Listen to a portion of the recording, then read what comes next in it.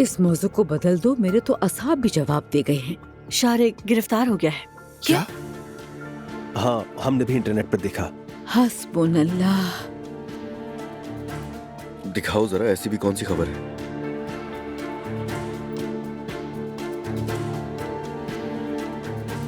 हम भी तो देखें। क्या खबर है? असासे छुपाने का इल्जाम है लोगों पर। असासे छुपा है? अल्लाह अल्लाह। हाँ, सुबह बखैर। माफ कीजिएगा, मुझे एलिफ को सुलाने में थोड़ी सी देर हो गई। मेरी शारिक की खबर सुनी? हाँ, बिल्कुल सुनी। सच में गिरफ्तार हो गया है वो? हाँ, अफसोस के साथ। दुआ से आपकी कोई बातचीत हुई? क्या ठीक है वो? हाँ, वो ठीक है। Good morning. आओ बेटी आओ। नहीं अम्मी जान, शुक्रिया।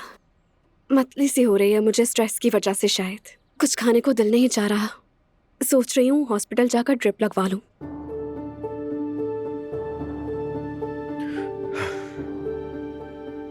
क्या तुम्हें मदद चाहिए मेरी?